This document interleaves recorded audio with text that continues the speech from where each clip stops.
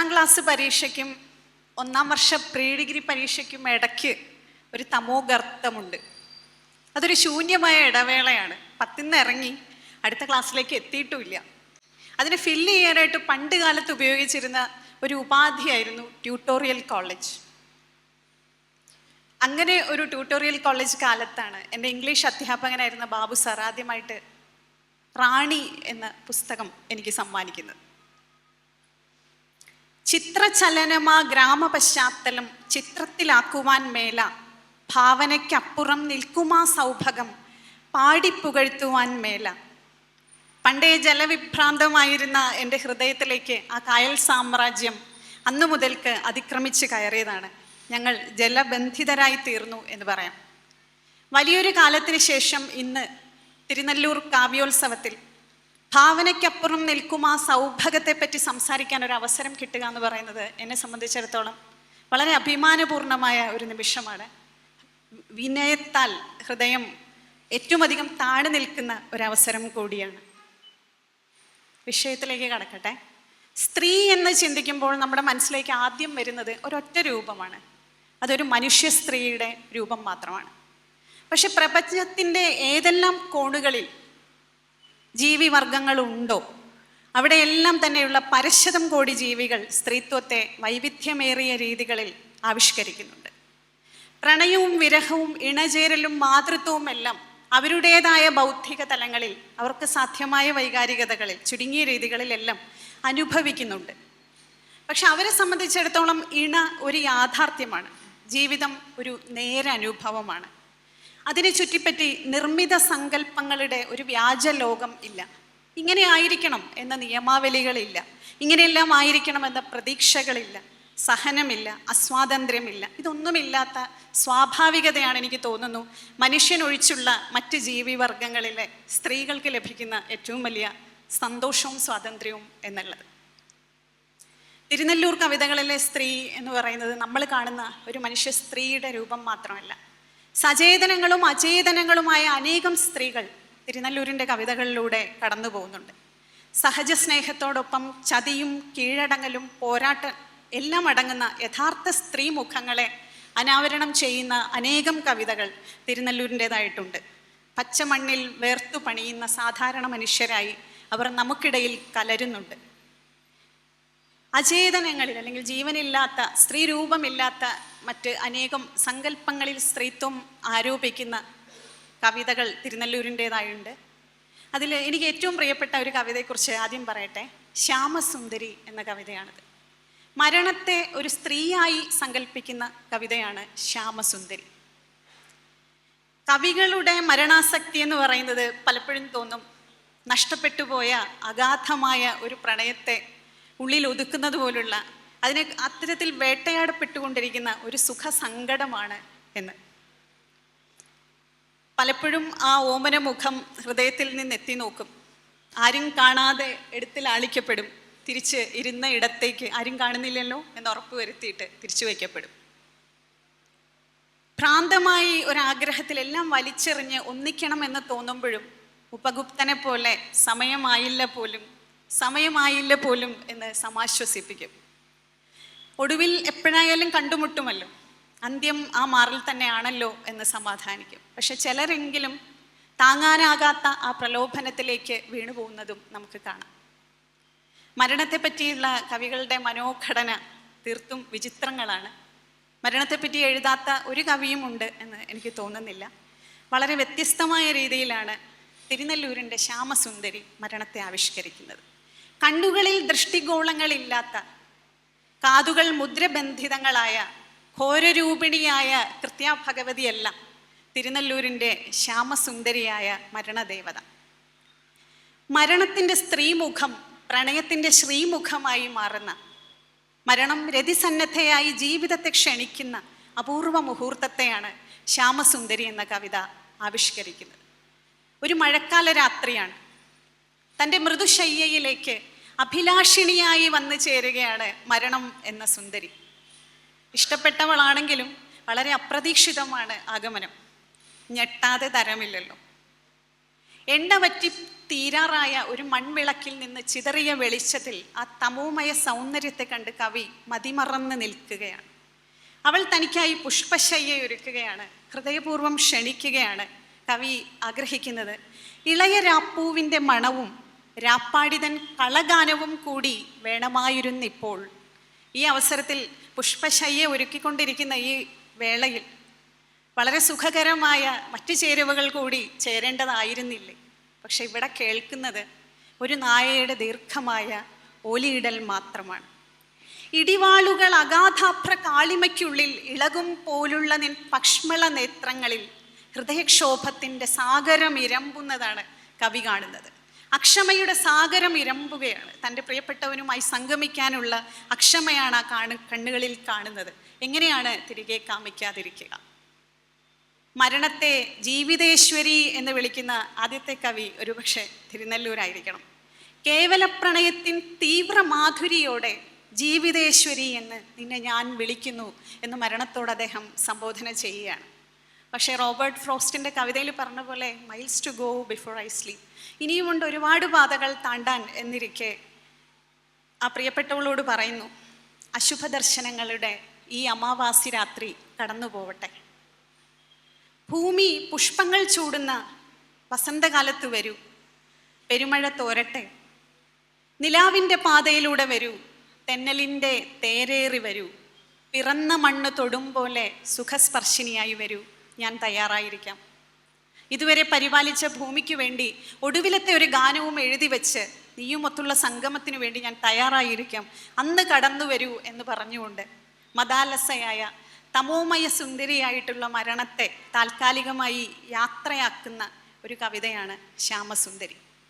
ജീവിതരതി മരണരതിയുമായി സംഗമിക്കുന്ന നക്ഷത്രരാശിയിൽ ആ ശാന്തി മുഹൂർത്തത്തിനുള്ള അക്ഷമമായ കാത്തിരിപ്പോടുകൂടി കവിയും തൻ്റെ പ്രണയിനിയുമായ മരണവും പിന്മാറുന്ന വേർപിരിയുന്ന കാഴ്ചയാണ് ശ്യാമസുന്ദരി കാണിച്ചു തരുന്നത്. ഒരു ജീവിതം അത് പിരിഞ്ഞു പോകുന്നത് പോലും അന്തിമാസ്വാദനത്തിൻ്റെ പുളകത്തിലായിരിക്കണം ആ ജീവിതത്തെ വിടുതൽ ചെയ്യേണ്ടത് എന്നുള്ള പേടിപ്പിക്കുന്ന സങ്കല്പത്തിലല്ല, സുഖകരമായ പൂർണിമയിലുള്ള ഒരു അന്ത്യത്തിലാണ് ശ്യാമസുന്ദരി എന്ന കവിത അവസാനിക്കുന്നത്. ഇവിടെ മൃത്യുവെന്ന സ്ത്രീ എത്ര മധുരമായിട്ടാണ് ജീവിതങ്ങളിലേക്ക് കടന്നു വരുന്നത് എന്ന് നമുക്ക് കാണാം. ഇവിടെ നേരത്തെ പരാമർശിക്കപ്പെട്ട് കഴിഞ്ഞു, തിരുനെല്ലൂരിൻ്റെ ഇഷ്ടവനിതകളിൽ ഒരാളാണ് കായൽ. റാണിയിലെ കായലെ പറ്റി നമ്മൾ ഒരുപാട് പറഞ്ഞു കഴിഞ്ഞതാണ്, ഞാനതിനെപ്പറ്റി ആവർത്തിക്കുന്നില്ല. പക്ഷെ മറ്റൊരു കായലിനെ എനിക്ക് പരിചയമുണ്ട്, കായംകുളം കായൽ. കായംകുളം കായലിൽ ആദ്യമായി നെൽകൃഷി ചെയ്യുന്ന കാലത്ത് ആ കൃഷിയുടെ ആവേശത്തിൽ അദ്ദേഹം എഴുതിയ കവിതയാണ് കായംകുളം കായൽ. ഇവിടെയും കായൽ ഒരു മഹാകുറുമ്പി പെണ്ണാണ്. നീലക്കല്ലുമാല നിറമാറിൽ ഉയർന്നു താഴുന്ന ഏറെ നേർത്ത ഉടയാട അഴിഞ്ഞുലഞ്ഞ ഇവളുടെ കൺമുനകൾ കളിവഞ്ചിക്കോണുകൾ, കളിവഞ്ചികളാണ് ഇവളുടെ കൺമുനക്കോണുകൾ എന്നാണ് കവി പറയുന്നത്.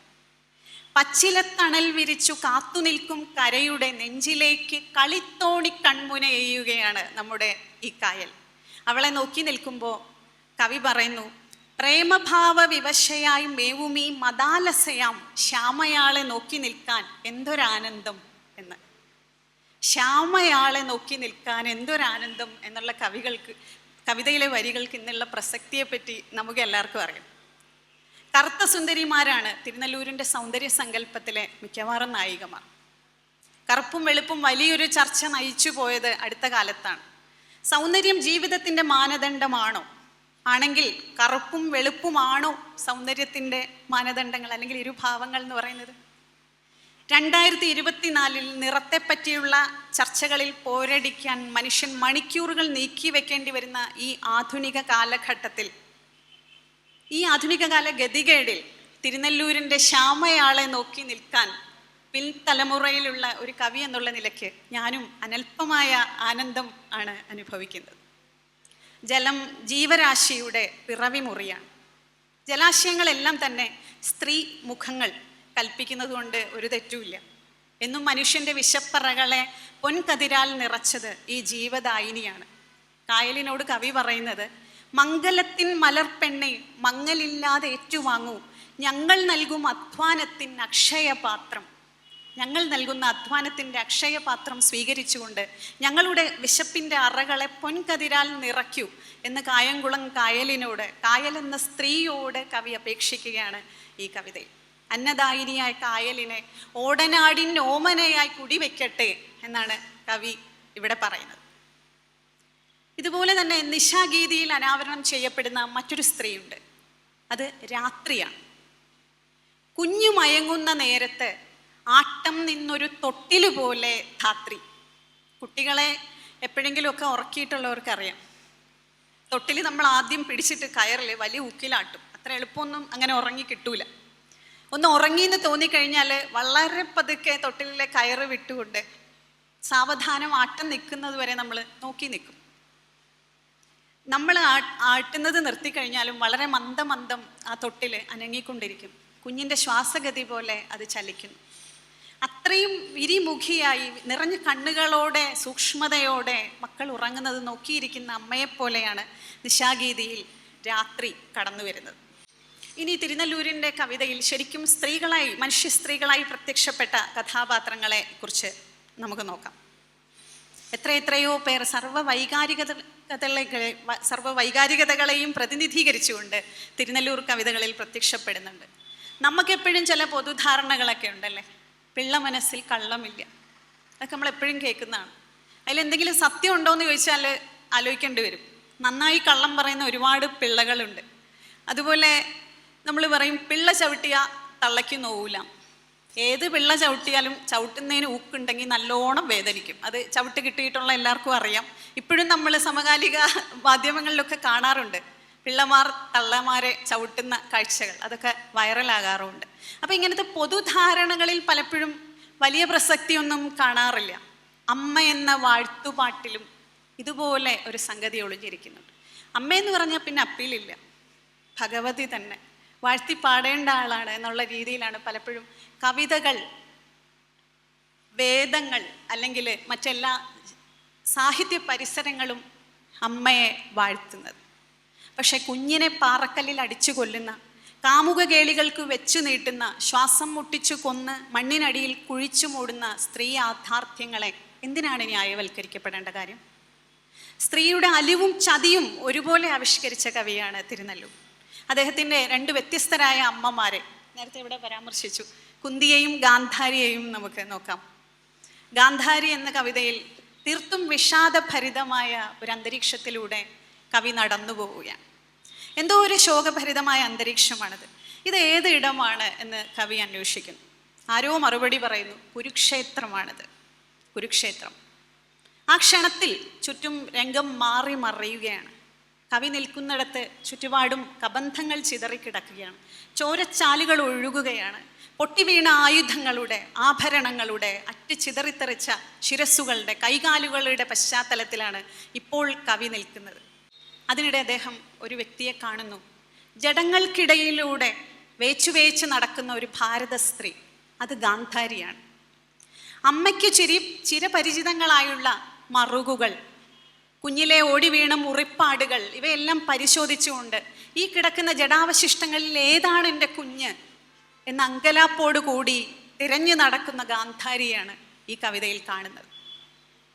കൂട്ടത്തിൽ തനിക്ക് അജ്ഞാതരായ പടയാളികളുടെ ജഡങ്ങൾ കാണുമ്പോൾ അവയെ കൂടി മനസ്സിലെ ചിതയിലേക്ക് എടുത്തു വെച്ചുകൊണ്ട് അമ്മ എന്ന വാക്കിൻ്റെ പൂർത്തീകരണത്തിലെത്തി നിൽക്കുന്ന കഥാപാത്രം ആണ് ഗാന്ധാരി. ഹൃദയത്തിൻ്റെ ചിതയിൽ മുഖം വിളറാതെ, നെടുവീർപ്പുയരാതെ, കണ്ണുകൾ ആർദ്രമാകാതെ ആ സ്ത്രീ നടക്കുമ്പോൾ കവി അമ്പരക്കുകയാണ്. ദുഃഖത്തിനുണ്ടോ ദുഃഖം, ദുഃഖത്തിനുണ്ടോ ദുഃഖം.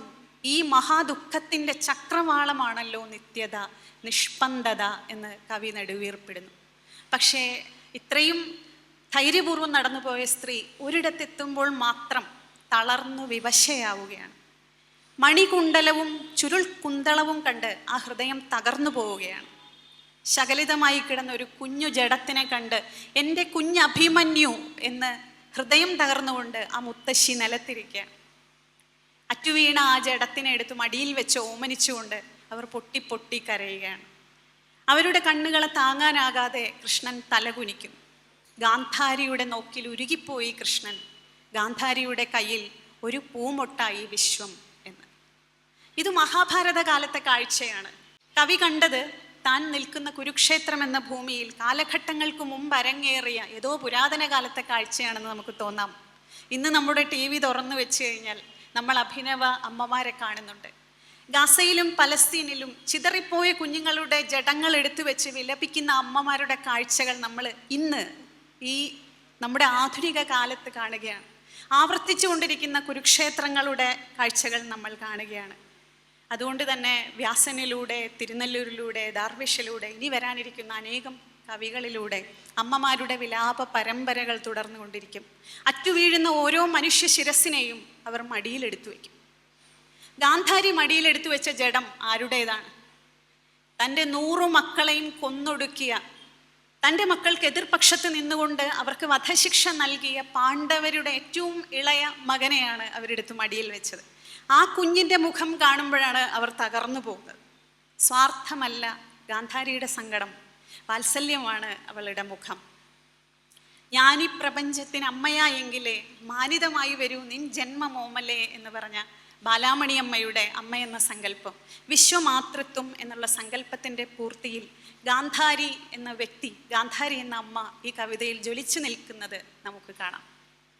ഇനി തിരുനെല്ലൂർ പരിചയപ്പെടുത്തുന്ന മറ്റൊരമ്മയെ കൂടി നമ്മൾ കാണണം.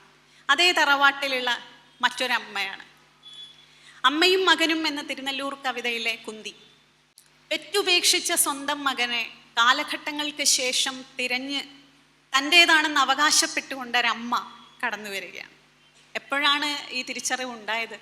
തൻ്റെ അംഗീകൃത മക്കളുടെ വിജയത്തിന്, അവരുടെ ജീവിതത്തിന്, അവരുടെ ഉന്നമനത്തിന്, അവരുടെ രാജ്യഭരണത്തിന് ഈ പുത്രൻ അപകടകാരിയായി മാറും, അവരുടെ പ്രാണന് ഇവൻ വിഘാതമുണ്ടാക്കും എന്നുള്ള ഭയം വരുമ്പോഴാണ് തൻ്റെ പുത്രനെ ആദ്യമായി ഈ അമ്മ തിരിച്ചറിയുന്നത്.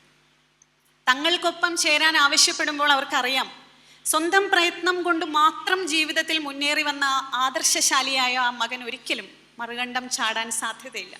അയാൾ ഒരിക്കലും പാണ്ഡവരുടെ രാജസിംഹാസനം അവകാശപ്പെട്ടുകൊണ്ട് ഇപ്പുറത്ത് നിന്നുകൊണ്ട് യുദ്ധം ചെയ്യാൻ തയ്യാറാവുകയില്ല. അപ്പോൾ അതിന് കുന്തികർണ സമാഗമം എന്ന മഹാഭാരതത്തിലെ അധ്യായത്തിൽ തൊട്ടു മുമ്പേ കൃഷ്ണ കർണ സമാഗമമുണ്ട്. കർണനോട് കുന്തിയാണ് നിന്റെ അമ്മ എന്ന് കൃഷ്ണൻ വെളിപ്പെടുത്തുന്നുണ്ട്. അവിടെ നിന്ന് തന്നെ അറിയാം, ആ ഉപദേശങ്ങളിൽ നിന്ന് തന്നെ അറിയാം കർണൻ ഒരിക്കലും കൂറുമാറുകയില്ല. കുന്തിയോട് തിരുനെല്ലൂരിൻ്റെ കർണൻ വെളിപ്പെടുത്തുന്ന വാക്കുകൾ അഭിമാനിയായ മനുഷ്യൻ്റെ, സ്വയം ഉയർന്നു വന്ന യാതൊരു പ്രിവിലേജുകളും ഇല്ലാത്ത മനുഷ്യൻ്റെ വാക്കുകളാണ്.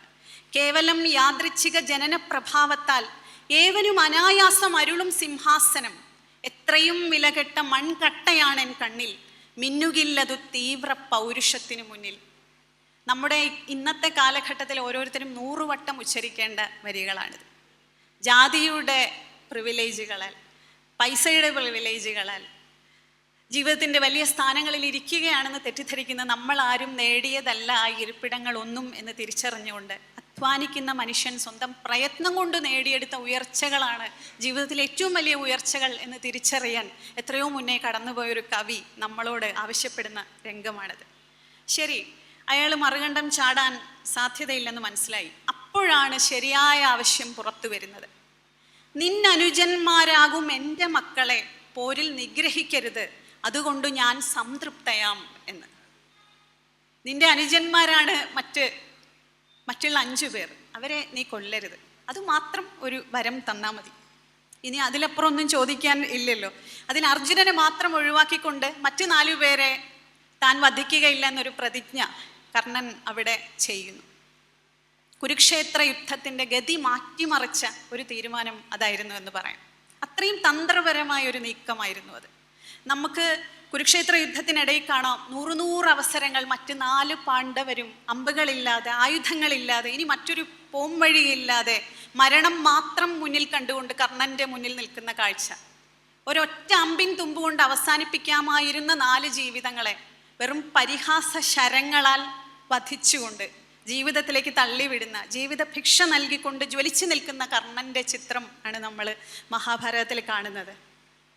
ക്ഷത്രിയെ നിന്റെ വാക്കിൽ ശ്രദ്ധ വയ്ക്കുന്നതില്ല ഞാൻ എന്നാണ് മഹാഭാരതത്തിലെ കർണൻ പറയുന്നത്. സൂതനായി വളർന്ന് സൂതൻ എന്ന പരിഹാസം തൻ്റെ അനുജന്മാരിൽ നിന്നും താൻ ആരാണെന്ന് അറിയാവുന്ന മറ്റെല്ലാവരിൽ നിന്നും സ്വീകരിച്ച ആ മനുഷ്യനാണ് പറയുന്നത്, ക്ഷത്രിയെ, നീ ക്ഷത്രിയയാണ്, ഞാൻ സൂതനാണ്, നിന്റെ വാക്കിൽ ശ്രദ്ധ വയ്ക്കുന്നതില്ല ഞാൻ എന്ന്. ശരിക്കും മഹാഭാരത യുദ്ധത്തിൽ ഈ 4 പുത്രന്മാരിൽ 4 പേർ വധിക്കപ്പെട്ടിരുന്നെങ്കിൽ അർജുനൻ എന്ന പോരാളി ഒരിക്കലും ഗാണ്ഡീവം കൈകൊണ്ട് തൊടുക പോലുമില്ല. മഹാഭാരതം വായിച്ചാൽ അറിയാം, മഹാഭാരതത്തിൽ ഏറ്റവും ദുർബല ഹൃദയനായ ഒരു വ്യക്തി ഉണ്ടെങ്കിൽ അത് അർജുനനാണ്. 100 വട്ടം ബന്ധുക്കളെ കാണുമ്പോൾ ആയുധം താഴെ വെച്ചുകൊണ്ട് എന്തിനാണ് ഈ ഒരു ക്ഷത്രിയ ജീവിതം, ബന്ധുക്കളെ കൊന്നൊടുക്കിക്കൊണ്ട് എന്തിനാണ് ഈ വിജയം എന്ന് വിലപിക്കുന്ന അർജുനനെയാണ് നമ്മൾ കാണുന്നത്. എത്ര വട്ടം ആത്മഹത്യ ചെയ്യാൻ ശ്രമിക്കുന്നുണ്ട് ആ മനുഷ്യൻ, എത്ര വട്ടം. അത്രയും ദുർബല ഹൃദയനായ ഒരു മനുഷ്യൻ തൻ്റെ 4 സഹോദരങ്ങളുടെ മരണം കണ്ട ശേഷം ഒരു വിജയത്തിന് ഒരിക്കലും ഏർപ്പെടുകയില്ലെന്ന് മാത്രമല്ല, മാനസികമായി തന്നെ കർണനെ വിജയിക്കാൻ അദ്ദേഹത്തിന് കഴിയുമായിരുന്നില്ല. പക്ഷെ നിഷ്പ്രയാസം മാതൃത്വം എന്ന കള്ളക്കാട് ഉയർത്തിക്കാട്ടിക്കൊണ്ട് തൻ്റെ മക്കൾക്കായി ജീവിത ഭിക്ഷ നേടി തിരിഞ്ഞു നടക്കുകയാണ് പെറ്റുപേക്ഷിച്ച അമ്മ എന്ന സ്ത്രീ. തൻ്റെ വരം നേടിക്കൊണ്ട് തിരിഞ്ഞു നടക്കുന്ന ആ സ്ത്രീയുടെ മുഖം കർണൻ കണ്ടിട്ടില്ല, കവി കണ്ടിട്ടുണ്ട്. അത് അദ്ദേഹം നമുക്ക് കാണിച്ചു തരുന്നുണ്ട്. അദ്ദേഹം ചോദിക്കുന്നത്, വരുമാ സമരത്തെ ഓർത്തിടും മാതാവുള്ളിൽ കരഞ്ഞോ, മന്ദസ്മിതം വിരിഞ്ഞോ ഹൃദയത്തിൽ എന്നാണ്.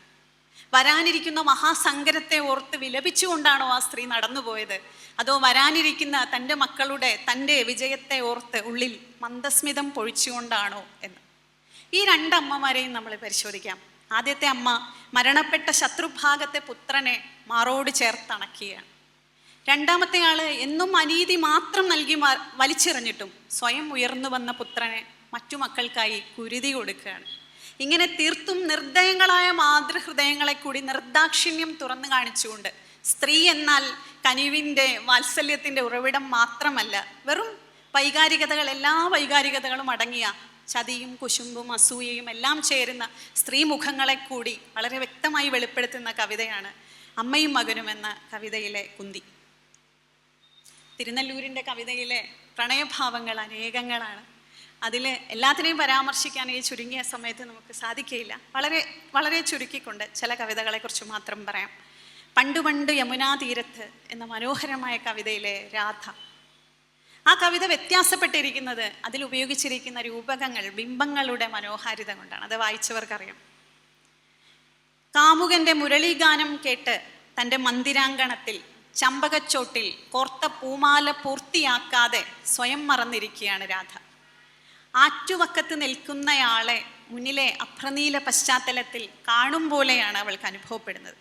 അവിടെ നിന്ന്, ആ ഗാനമാധുരിയിൽ നിന്ന് പിടഞ്ഞെഴുന്നേറ്റു നടക്കുന്ന രാധയെ തിരുനെല്ലൂർ വർണ്ണിക്കുന്നത് മാരിവില്ലിൽ തൊടുത്തനായാസം മാനമെയ്യും തടില്ലത പോലെ എന്നാണ്.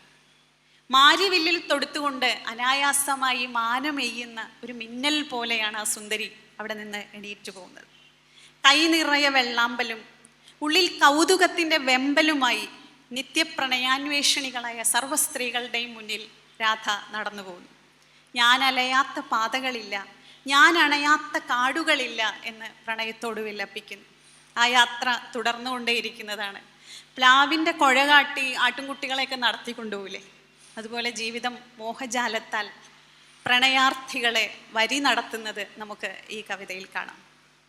മേരി മാഗ്ദലിൻ എന്ന കവിത കുരിശിലേറ്റപ്പെട്ട യേശുവിൻ്റെ മൃതദേഹം കാണാതായതോട് അനുബന്ധിച്ചുള്ളതാണ്. അരിമത്യയിലെ ജോസഫിൻ്റെ തോട്ടത്തിൽ ആ കല്ലറയിൽ യേശുവിൻ്റെ മൃതദേഹം കൊണ്ടുവച്ചു, കുരിശിൽ നിന്ന് ഇറക്കി. പക്ഷെ ശബ്ബത്ത് ദിനങ്ങളിൽ സംസ്കാരം പാടില്ല. അതുകൊണ്ട് തന്നെ അത് കഴിയാൻ വേണ്ടി കാത്തിരിക്കുകയാണ് എല്ലാവരും. ആഴ്ചയിലെ ആദ്യ ദിവസം മറ്റാരും എത്തും മുമ്പേ ആദ്യം അവിടെ എത്തിയത് മേരി മഗ്ദലിൻ ആണ്, മഗ്ദലനയിലെ മറിയം. വാതിൽക്കല്ല് ഇളകി മാറിയിരിക്കുകയാണ്. കല്ലറ ശൂന്യമാണ്. എവിടെയാണ് ആ ശരീരം? ആര് കൊണ്ടുപോയി ആ തിരുമെയ്യെന്ന ആ വിതുമ്പുന്ന ചുണ്ടുമന്ത്രിക്ക് മുറ്റി നിന്നീടും അശ്രുബിന്ദുക്കൾ ഇറ്റു വീണത് അവൾ അറിഞ്ഞില്ല. തൻ്റെ പ്രിയപ്പെട്ടവൻ്റെ ശരീരം എവിടെയാണ് എന്നുള്ള അങ്കലാപ്പിൽ വേദനയിൽ നിൽക്കുകയാണ് അവൾ. അപ്പോൾ ഒരു ചോദ്യം കേൾക്കുന്നുണ്ട്, എന്തിനെയാണ് കരയുന്നത്, എന്തിനാണ് കരയുന്നത്, ആരെയാണ് തിരയുന്നത് എന്ന്. ആദ്യം വിചാരിച്ചത് ആരാമപാലകനാണ് എന്നാണ്. പക്ഷേ മേരി എന്ന വിളി കേൾക്കുമ്പോൾ അറിയാതെ അവളുടെ തൊണ്ടയിൽ നിന്ന് നാഥ എന്നൊരു മറുവിളി പുറപ്പെടുകയാണ്. അർത്ഥബോധത്തിൽ കൈകൾ നീട്ടുന്നുവെങ്കിലും തൊടാനാകുന്നില്ല. നോക്കി നിൽക്കുമ്പോൾ മന്ദമന്ദമായി പുൽത്തകിടിയിലൂടെ ആ കാലൊച്ച അകന്നു പോവുകയാണ്. ആ രൂപം കണ്ണുകളിൽ നിന്ന് മങ്ങി മായുകയാണ്. ആ സ്ത്രീ അവിടെ അതേ നീട്ടിയ കൈകളുമായി നിന്നു പോവുകയാണ്. നിശ്ചലമായി ഒരു ലോഹശില്പം പോലെ. വിരഹിയായ സ്ത്രീ പ്രിയപ്പെട്ടവൻ്റെ സ്മരണയിൽ വിസ്മൃതയായി നിൽക്കുന്ന ഒരു കാഴ്ച മേരി മഗ്ദലിൻ എന്ന കവിത അതിമനോഹരമായി വരച്ചു വയ്ക്കുന്നു. ഇനി എൻ്റെ ഏറ്റവും പ്രിയപ്പെട്ട കവിതകളിലൊന്നാണ് ഒരു നാടൻ സന്ദേശം എന്ന കവിതയിലെ ഒരു സ്ത്രീ കഥാപാത്രം. നാടൻ സന്ദേശം എന്ന കവിത വായിക്കുമ്പോൾ KPSCയുടെ ഒരു നാടകം കാണുന്നത് പോലെയാണ് സത്യം പറഞ്ഞാൽ അനുഭവപ്പെട്ടത്. നാട്ടുംപുറത്തെ ഒരു നാടൻ പെൺകുട്ടിയുടെ കഥയാണ്. ഓമന എന്ന പെൺകുട്ടിയാണ് ഇതിലെ നായിക. താമരപ്പൊയ്കയ്ക്കടുത്തുള്ള വീട്ടിലാണ് ഓമന കർഷക ബാല. താമരപ്പൊയ്കയുടെ അടുത്ത വീട്ടിൽ താമസിക്കുന്നവളാണ് നമ്മുടെ ഓമന. ഓമനയുടെ കൂട്ടുകാരിയാണ് മാല. രണ്ടുപേരും പുഞ്ച കൊയ്യാൻ പോകുന്ന കിടാത്തികളാണ്. പക്ഷെ കായലിനക്കരെ പുഞ്ച കൊയ്യാൻ ഇത്തവണ ഓമന പോകുന്നില്ല. കാരണം മാതാപിതാക്കൾ അനുവദിക്കുന്നില്ല. പേരുദോഷമാണ് ഓമനയുടെ പേടി. അതിനെപ്പറ്റി ഒരു കാര്യവും നമ്മുടെ മാലയ്ക്ക് സത്യം പറഞ്ഞാൽ അറിയത്തില്ല. അപ്പോൾ അതീവ രഹസ്യമായി മാലയോട് ഓമന പറയുകയാണ്, കഴിഞ്ഞ വർഷം കൊയ്ത്തിന് പോയല്ലോ, അപ്പോൾ വയലിൻ്റെ തെക്കേക്കരയിലെ അമ്പൽക്കുളത്തിനരികിലൊരു വീടുണ്ട്, അവിടെ ഒരു പാട്ടുകാരനുണ്ട്, അദ്ദേഹം തൻ്റെ മനം കവർന്നവനാണ് എന്നൊരു രഹസ്യം ഓമന മാലയോട് അങ്ങ് വെളിപ്പെടുത്തുകയാണ്. എങ്ങനെയെങ്കിലും ഒന്ന് അയാളെ കണ്ടുപിടിക്കണം. ഇത്തവണ കൊയ്ത്തിന് പോവാൻ എന്തായാലും അച്ഛനും അമ്മയും സമ്മതിക്കില്ല. നീ എന്ത് ചെയ്യണം? നീ കൊയ്ത്തിന് പോകുമ്പോൾ ഈ തെക്കേക്കരയിലെ വീട്ടിലെ കക്ഷിയെ ഒന്ന് കണ്ടെത്തണം. അവനോട് എൻ്റെ പേര് പറയണം, ഓമനയുടെ പേര് പറയണം. ഓർമ്മ വരുന്നില്ലെങ്കിൽ എന്ത് ചെയ്യണം? പോയ വർഷം പാടം കൊയ്യാൻ മാടത്ത പോലെ വന്ന ആ പാട്ടുകാരി പെണ്ണില്ലേ എന്നൊന്ന് ചോദിച്ചു നോക്കണം. എന്നിട്ടും ഓർമ്മ വന്നില്ലെങ്കിൽ അവളെ പാട്ടിനാൽ പാട്ടിലാക്കിയത് ഓർമ്മയില്ലേ എന്ന് ചോദിക്കണം എന്നാണ് ഓമന പറയുന്നത്. ഇനിയും ഓർത്തില്ലെങ്കിലോ, കൊയ്ത്ത് കഴിഞ്ഞ രാത്രി ഓർമ്മയുണ്ടോ? എല്ലാവരും തളർന്നുറങ്ങുമ്പോൾ രണ്ടുപേർ കോരിത്തെരിപ്പുകൾ ചൂടിയിരുന്നത് ഓർമ്മയുണ്ടോ? അതെങ്കിലും ഓർമ്മിക്കുന്നുണ്ടോ? എന്നിട്ട് ഒരു താങ്ങും കൂടി വെച്ചു കൊടുക്കുന്നുണ്ട്. പാവം ആ പെണ്ണിനെ പിന്നൊന്ന് കാണുവാൻ പോവാഞ്ഞതാണത്തമാണോ? നല്ല പരിപാടിയാണ്. പാവം ആ പെണ്ണിനെ പിന്നൊന്ന് കാണുവാൻ പോവാഞ്ഞതാണത്തമാണോ എന്നൊരു താങ്ങുകൂടി ഓമന വെച്ചു കൊടുക്കുന്നുണ്ട്. അവനെ കണ്ട ഒന്ന് ചോദിക്കണം. വിരഹിയായ കാമുകിയുടെ ഹൃദയ നൈരാശ്യമാണ് ശരിക്കും ഈ നാട്ടുംപുറംകാരിയുടെ അതേ ഭാഷയിൽ ഒരു ചോദ്യമായി മാറിയത്. ഇനി കാര്യം പറയാണ്, ആങ്ങളമാരെൻ്റെ വിവാഹം ഉറപ്പിച്ചു, ഇനി വേറെ വഴിയൊന്നുമില്ല. ഇത്രയും പറയുമ്പോൾ മനസ്സിലാവും നല്ലവനാണ്, നല്ല മനുഷ്യനാണ്. ഇത്രയൊക്കെ പറയുമ്പോൾ കാര്യം മനസ്സിലാവും. ഇനി അതും മനസ്സിലായില്ലെങ്കിൽ ഒരു ബ്രഹ്മാസ്ത്രം പ്രയോഗിക്കുകയാണ്. ഞാൻ എൻ്റെ ജീവിതത്തിൽ പല ആൾക്കാരും ആത്മഹത്യാ ഭീഷണി മുഴക്കുന്നത് കേട്ടിട്ടുണ്ട്. ഇങ്ങനെ ഒരു വെറൈറ്റി ആത്മഹത്യാ ഭീഷണി ഞാൻ ഈ കവിതയിൽ മാത്രമാണ് വായിച്ചത്. ഓമന പറയുന്നത് ഇങ്ങനെയാണ്, അയാളോട് പറഞ്ഞേക്കണം, ഓമന താമസിക്കുന്നതിൻ ചാരത്ത് താമര പൊയ്കയുണ്ടെന്നും താമര പൊയ്കയിൽ മുങ്ങിയാൽ പൊങ്ങുവാൻ താമസം നേരിടുമെന്നും ദയവ് ചെയ്ത് ആ കാമുകനോട് ഒന്ന് അറിയിക്കണം. ഓമന താമസിക്കുന്നതിനടുത്തൊരു താമരക്കുളമുണ്ട്. അതിലെങ്ങാനും മുങ്ങിപ്പോയാൽ പിന്നെ പൊങ്ങി വരണമെങ്കിൽ നേരത്തോട് നേരം കഴിയണം എന്ന് അദ്ദേഹത്തെ ഒന്ന് ഓർമ്മിപ്പിക്കണമെന്ന് അവസാനമായി ഒരു ബ്രഹ്മാസ്ത്രം കൂടി തൊടുത്തു വിട്ടിട്ടാണ് ഓമന മാലയെ യാത്രയാക്കുന്നത്. ഇത് വായിച്ചപ്പോൾ എനിക്ക് തോന്നി, പിച്ചിയും മുല്ലയുമുള്ള ആ വീട്ടിലെ പാട്ടുകാരൻ ഈ സന്ദേശം സ്വീകരിച്ചിട്ടുണ്ടോ? തനിക്കായി സ്വയം സമർപ്പിച്ച ആ കൊയ്ത്തുകാരി പെണ്ണിനെ തേടി അദ്ദേഹം എന്നെങ്കിലും ഇവിടേക്ക് എത്തിയോ? ആ കല്യാണം മുടക്കിയോ? അറിയില്ല. അതോ ഓമന താമരപ്പൊയ്കയിൽ മുങ്ങിപ്പോയോ? അതും അറിയത്തില്ല. എന്തായാലും നമുക്ക് നല്ലത് മാത്രം ചിന്തിക്കാം. ഏതോ നാട്ടുംപുറത്ത് എവിടെയോ ഒരിടത്ത് പേരക്കുട്ടികളെയും കളിപ്പിച്ച് ഓമനയും പാട്ടുകാരനും ഉണ്ട് എന്ന് തന്നെയാണ് ഞാൻ വിശ്വസിക്കുന്നത്. തിരുനെല്ലൂർ കവിതയിലെ അധികാരത്തെ നേരിട്ട രണ്ട് സ്ത്രീകളെ കുറിച്ച് കൂടി പറഞ്ഞുകൊണ്ട്, ഞാൻ സമയം അതിക്രമിക്കുന്നുണ്ടോയെന്ന് അറിയില്ല, വാക്കുകൾ ചുരുക്കാം. രണ്ടുപേരുടെ പ്രതികരണങ്ങളാണ്. ആദ്യത്തെ ആൾ കാളിദാസനും ശകുന്തളയും എന്ന കവിതയിലെ ഗ്രാമമുഖ്യന്റെ മകളാണ്. മന്ദമാ മധുമാസത്തിൻ്റെ വനദേവത പോലെ രാജാവിനെ മുഖം കാണിക്കാൻ വന്ന വളരെ നിഷ്കളങ്കയായ പെൺകുട്ടിയാണ് ഈ കഥയിലെ നായിക. രാജാവിൻ്റെ പ്രണയ നാടകത്തിൽ വഞ്ചിതയായി ഒടുവിൽ അവൾ തിരസ്കൃതയായി. മറ്റൊരു തരത്തിലും അധികാരത്തെ എതിർക്കാൻ ശേഷിയില്ലാത്ത ആ സ്ത്രീ അയാളെ ഒരു നോട്ടം നോക്കി. പ്രേമവും അഗാധമാം ക്രോധവും അഗാധമാം പ്രേമവും അധികാരബോധവും ഉന്മാദവും ചേർന്ന കൺകളാൽ നോക്കി എന്നാണ്, അപരാധബോധവും ഉന്മാദവും ചേർന്ന കൺകളാൽ നോക്കി എന്നാണ് കവി പറയുന്നത്. ശരിയായ മഹാഭാരതത്തിലെ ശകുന്തള പ്രണയലേഖനം എങ്ങനെ എഴുതണം എന്ന് സംശയിച്ച് നിന്ന ആളല്ല. അബദ്ധവശാൽ കണ്ടുമുട്ടിയ ആളുമല്ല ദുഷ്യന്തനെ. ദുഷ്യന്തൻ കണ്ണു മഹർഷിയെ കാണാനായിട്ട് അദ്ദേഹത്തിൻ്റെ കുടിലിൽ ചെല്ലുമ്പോൾ അവിടെ ഉണ്ടായിരുന്നത് മകള് മാത്രമാണ്. മഹാഭാരതത്തിലെ യഥാർത്ഥ കഥയാണ് കേട്ടോ. ആ മകളോട് തൻ്റെ താല്പര്യം വെളിപ്പെടുത്തുമ്പോൾ അവൾ പറയുന്നത്, എന്നിലുണ്ടായി വരും പുത്രൻ നിന്നനന്തരം ഊഴിയിൽ യുവരാജാവാക വേണം, എന്നാൽ മന്നവ സമ്മതം എന്നാണ്. അപ്പൊ താമരയിലയിൽ പ്രണയലേഖനം എഴുതിയൊന്നും ആളെന്നല്ല, വളരെ വ്യക്തമായ പ്ലാനിങ്ങോടുകൂടി എന്നെ ഗാന്ധർവ വിവാഹം ചെയ്യണമെങ്കിൽ എന്നിലുണ്ടായി വരുന്ന പുത്രനെ അടുത്ത രാജാവാക്കണം എന്ന് പറഞ്ഞുകൊണ്ട് തന്നെ രാജാവിനെ സ്വീകരിച്ച കക്ഷിയാണ് നമ്മുടെ ശകുന്തള. തിരസ്കൃതയാവുമ്പോൾ ഈ മോതിരത്തിന്റെ കഥയൊന്നും യഥാർത്ഥ മഹാഭാരതത്തിലില്ല. ശരിയായ വില്ലൻ അതിൽ ദുഷ്യന്തനാണ്. മറന്നുപോയതല്ല, മറന്നതായി അഭിനയിച്ചതാണ്. അവിടെ ചെന്ന് നിന്നുകൊണ്ട് ശകുന്തള ചോദിക്കുന്നത്, എന്തെന്നെ കാടനെ പോലെ നിന്ദിക്കുന്നു സദസ്സിൽ നീ എന്നാണ്. തൻ്റെ ഭാഗം വാദിച്ച് ജയിച്ച് അത്രയും പേരുടെ മുന്നിൽ വെച്ച് രാജാവിനെ കൊണ്ട് സമ്മതിപ്പിക്കുകയാണ് ശരിയായ കഥയിലെ ശകുന്തള. കാളിദാസൻ അതിനെ പുരുഷാധിപത്യ സമൂഹത്തിന് ഇണങ്ങും വിധം ഒരു മുദ്രമോതിരവും ഒരു ദുർവാസാവിൻ്റെ ശാപവും കൊണ്ടുവന്ന് ദുഷ്യന്തനെ വെളുപ്പിച്ചു. ശകുന്തളയെ ഒന്നും അറിയാത്ത ഒരു കുലസ്ത്രീയാക്കിയും പ്രത്യക്ഷപ്പെടുത്തി. തിരുനെല്ലൂരിൻ്റെ കഥയിൽ കാളിദാസൻ ഒരു കഥാപാത്രമാണ്. വഞ്ചകനായ രാജാവിൻ്റെ ശരിയായ മുഖം വെളിപ്പെടുത്തുന്ന വരികളാണ് തിരുനെല്ലൂരിൻ്റെ കവിതയിലുള്ളത്.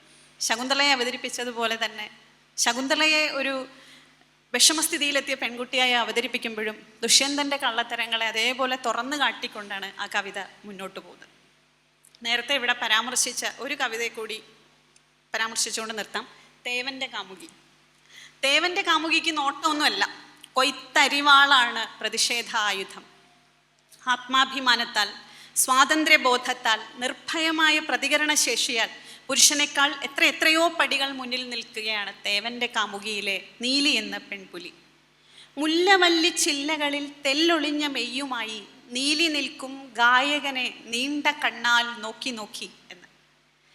തൻ്റെ പ്രിയപ്പെട്ട ഗായകനെ നീണ്ട കണ്ണാൽ നോക്കി നിൽക്കുന്ന നീലി, പ്രേമമയിയായ നീലിയാണ് നമ്മൾ ആദ്യം കാണുന്നത്. ലജ്ജയിൽ അലിയുന്ന പുഞ്ചിരിയുടെ മാധുരിയായി കാമുകനെ കാത്തു നിൽക്കുന്ന ചെറിയ പെൺകൊടിയാണ് അവൾ. പക്ഷെ ഒരു പെരുമഴയത്ത് നനഞ്ഞു കുളിച്ചുകൊണ്ട് നമ്മുടെ നായകൻ തേവൻ അവളുടെ വീട്ടിലേക്ക് ഓടിക്കയറി വരികയാണ്. അമ്മയും അച്ഛനും ആരും ഇല്ല. ആ സമയത്ത് നമ്മുടെ കാമുകൻ വന്നിട്ട് ഒരു തോർത്ത് ചോദിക്കുകയാണ്.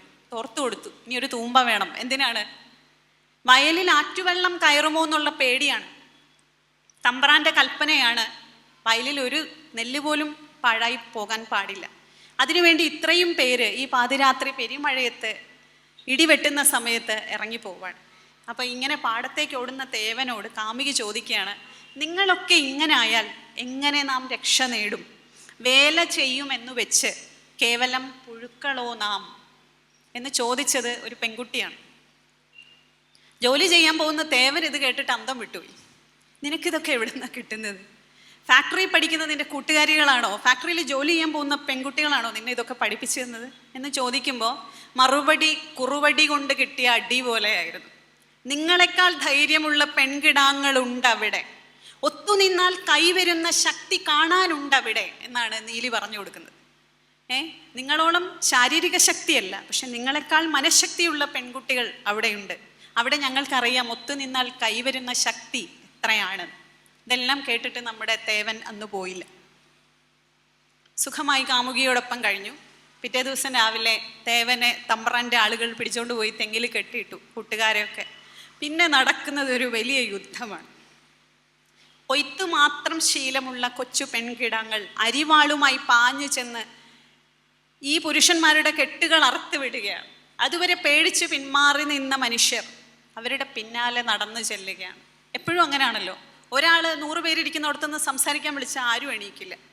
ഒരാൾ സംസാരിക്കാൻ വന്നാൽ പിന്നെ സംസാരം തീരത്തുമില്ല. അതുപോലെ ഒരാൾ മുന്നോട്ട് വന്നപ്പോൾ അവരെ അനുഗമിക്കാൻ ഒരുപാട് പേര് തയ്യാറായി. കവി പറയുന്നത്, അപ്പോഴൊന്നു കാണണം ആ കർഷക കിടാത്തിമാരെ, കൊയ്ത്തുവാളാൽ അങ്കമാടും പുത്തൻ ഉണ്ണിയാർച്ചമാരെ എന്നാണ്.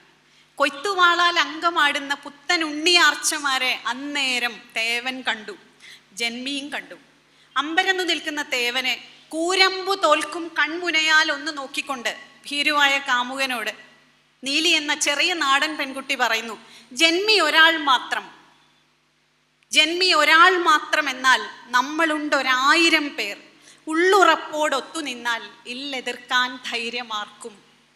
ഏത് കാലത്തും അധ്വാനിക്കുന്ന ജനവിഭാഗങ്ങളോട് പലവിധ കാരണങ്ങളാൽ സമൂഹത്തിൻ്റെ കീഴ്പ്രദേശങ്ങളിലേക്ക് അടിച്ചിറക്കപ്പെടുന്നവരോട് കവി നീലിയുടെ ശബ്ദത്തിൽ പറയുന്ന വാക്കുകളാണ്, ജന്മി ഒരാൾ മാത്രം എന്നാൽ നമ്മളുണ്ട് 1000 പേർ. ഉള്ളുറപ്പോടൊത്തു നിന്നാൽ ഇല്ലെതിർക്കാൻ ധൈര്യമാർക്കും എന്ന്. ഇത് പറഞ്ഞത് തേവനല്ല, തേവന്റെ മുന്നിൽ നിന്ന മറ്റേതെങ്കിലും ഒരു വിപ്ലവകാരിയല്ല, കൊയ്ത്തു മാത്രം അറിയുന്ന ഒരു നാട്ടിൻപുറത്തെ സാധാ പെൺകുട്ടിയാണെന്നുള്ളിടത്താണ് സ്ത്രീ എന്ന വാക്കിൻ്റെ ശക്തിയെ തിരിച്ചറിഞ്ഞ കവിയെ നമ്മൾ മനസ്സിലാക്കേണ്ടത്. അനീതിയെ അനീതി എന്ന് തന്നെ വിളിക്കാനുള്ള ധിക്കാരപ്രമത്തതകളെ വെല്ലുവിളിക്കാൻ നെഞ്ചുറപ്പുള്ള പെൺകിടാങ്ങളാണ് തിരുനെല്ലൂരിൻ്റെ കവിതയിലെ നായികമാർ. അനാഘ്രാത കുസുമങ്ങൾ മുതൽ അരിവാൾ പ്രതിഷേധങ്ങൾ വരെ അതിവ്യത്യസ്തങ്ങളായ പെൺഭാവങ്ങൾക്ക് ജീവൻ പകർന്ന ആ കാവ്യശക്തിക്ക് മുന്നിൽ വിനീതമായി ശിരസ് നമിച്ചുകൊണ്ട് സമയപരിമിതിയാൽ എൻ്റെ വാക്കുകൾ ഞാൻ അവസാനിപ്പിക്കുകയാണ്. എല്ലാവർക്കും നന്ദി, നമസ്കാരം.